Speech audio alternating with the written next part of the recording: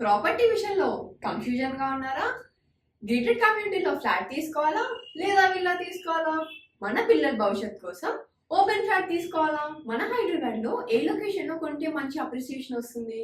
మరి నమ్మకమైన ప్రాపర్టీ కొనాలంటే నమ్మకమైన గైడ్ కావాలి కదా.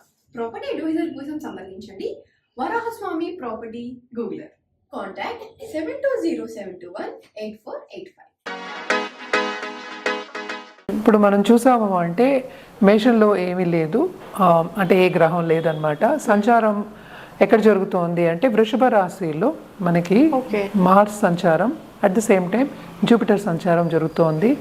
అలాగే మీనంలో మనకేమో రాహు సంచారం జరుగుతోంది.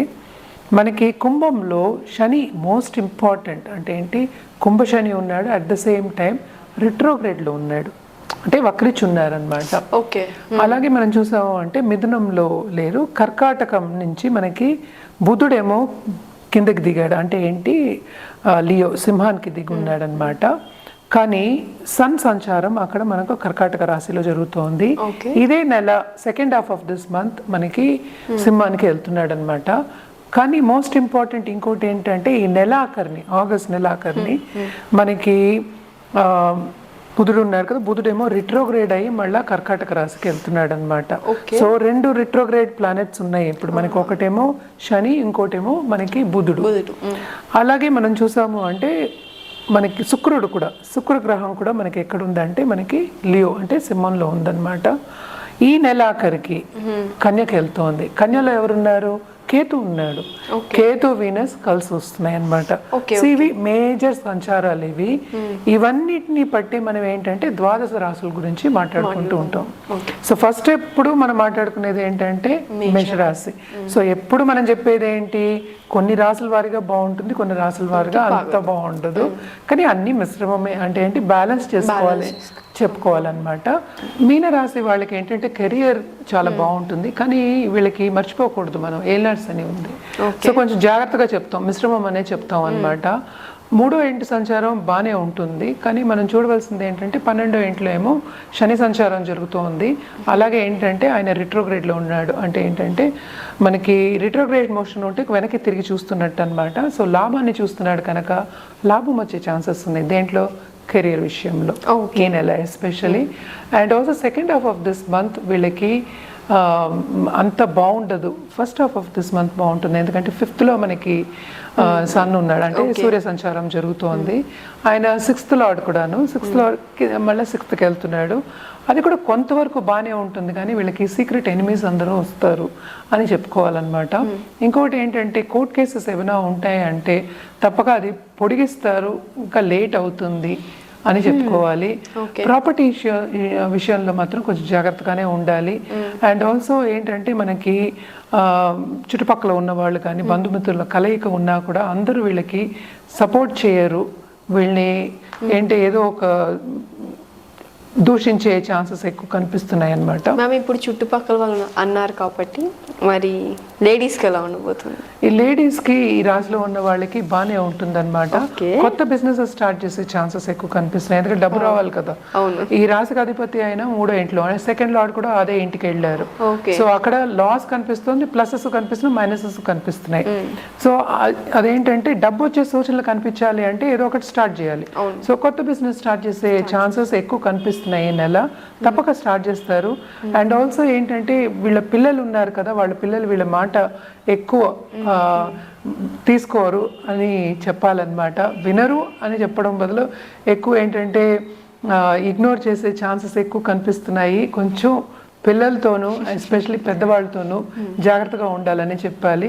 అండ్ ఆల్సో దాంపత్య జీవితంలో వీళ్ళకి అంత అనుకూల పరిస్థితి కాదు, సో జాగ్రత్తగా ఉండాలి. హెల్త్ విషయం కూడా చాలా సెన్సిటివే, కొంచెం కాపాడుకుంటూ ఉండాలి. ఎస్పెషల్లీ బ్లడ్ రిలేటెడ్ ఇష్యూస్ వచ్చే ఛాన్సెస్ ఎక్కువ కనిపిస్తున్నాయి. అలాగే ఎవరికైనా అనారోగ్యం ఉంది అనుకుంటే, లాంగ్ టర్మ్లో ఉంది అనుకుంటే అది అంత ఈజీగా పోదు, డాక్టర్ని విజిట్ చేసే ఛాన్సెస్ ఎక్కువ కనిపిస్తున్నాయి. అండ్ ఆల్సో డాక్టర్ని విజిట్ చేసి వాళ్ళ సలహా తీసుకోవడం అనేది ఎక్స్ట్రీమ్లీ ఇంపార్టెంట్ అన్నమాట. అండ్ ట్రావెలింగ్ విషయానికి వస్తే తప్పక ట్రావెలింగ్లో చాలా శ్రమ ఉంటుంది. షార్ట్ టర్మ్ ట్రావెల్ అంటే షార్ట్ డిస్టెన్స్ ట్రావెల్ అనేది ఉంటుంది. అండ్ ఆల్సో వీళ్ళు ఏంటంటే ధర్మక్షేత్రాలు ధర్మక్షేత్రాలు సందర్శిస్తారు. అట్ ద సేమ్ టైం ఏంటి 7th మనకి కేతు ఉన్నాడు, కూడా రాహు ఉన్నాడు కనుక వీళ్ళకి వచ్చేవాళ్ళు కొంచెం ఫ్రెండ్స్తో కానీ అలాగే పై వాళ్ళతో కానీ అండ్ ఆల్సో బాసెస్ కానీ సూపర్ బాసెస్తో కానీ కొంచెం జాగ్రత్తగా మసులుకోవాలి, జాగ్రత్తగా మాట్లాడాలి, నోటి దుడుసు వద్దు అని సూచన చెప్తున్నాం అన్నమాట. తప్పక వీళ్ళు ఏంటంటే దాంపత్య జీవితంలో అనుకూల పరిస్థితి అయితే లేదు, అందుకని పరిహారాలు చేయవలసిందే. ఏం పరిహారాలు చేయాలి అంటే దేవి పూజలు చేయడం చాలా మంచిది, దేవి ఉపాసన చేయడం ఇంకా మంచిది. అండ్ ఆల్సో సోమవారం తప్పక రుద్రాభిషేకం చేయించుకోవడం కానీ శివుడిని కొలుచుకోవడం కానీ వెరీ ఇంపార్టెంట్. అలాగే మనం చేసినప్పుడు ఏంటంటే ఫ్యామిలీ కింద శివుడు ఫ్యామిలీ ఉంటారు కదా, దేవుళ్ళ ఫ్యామిలీలు అంటే ఏంటి వాళ్ళ ఫ్యామిలీతోటి గణపతి ప్లస్ కార్తికేయ పార్వతి ప్లస్ శివుడు ఆ పటం పెట్టుకుని చేసుకోవడం, మొత్తం పటం పెట్టుకుని కుటుంబ పటం పెట్టుకుని చేసుకోవడం, ఏదైనా పూజ చేయడం అనేది ఎక్స్ట్రీమ్లీ ఇంపార్టెంట్. ఇది థర్స్డే చేసుకోవచ్చు. అలాగే గురువుని కొలవడం అనేది మంచిది, అది ఏ గురువు అయినా పర్వాలేదు, మీరు ఎవరిని నమ్ముతారో ఆ గురువుని కొలవడం అనేది ఎక్స్ట్రీమ్లీ ఇంపార్టెంట్ అన్నమాట. ఇవన్నీ చేసి చూడండి, మీకు బాగుంటుంది.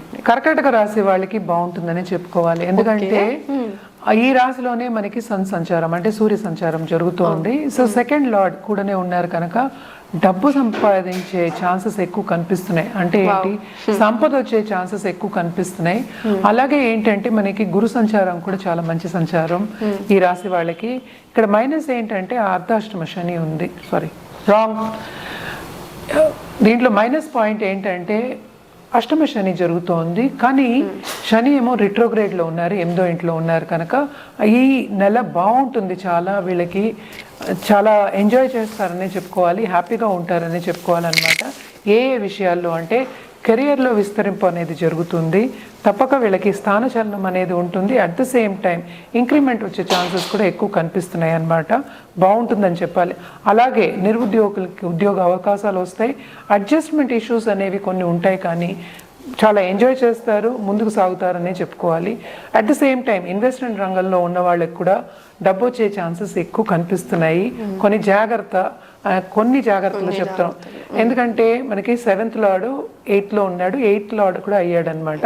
అంటే శని రిట్రోగ్రేడ్ లో ఉన్నాడు కనుక వీళ్ళ పార్ట్నర్స్ కూడా బాగుంటుంది, పార్ట్నర్షిప్ బిజినెస్ కూడా విస్తరిస్తుంది అని చెప్పాలి.